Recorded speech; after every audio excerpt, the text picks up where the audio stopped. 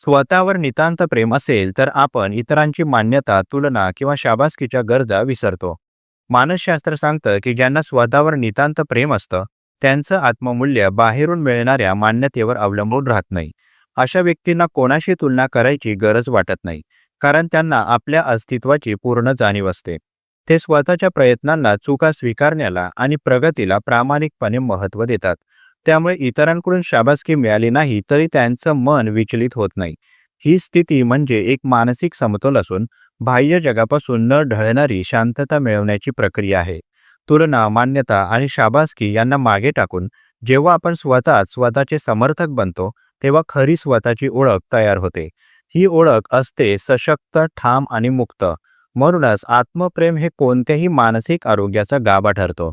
धन्यवाद.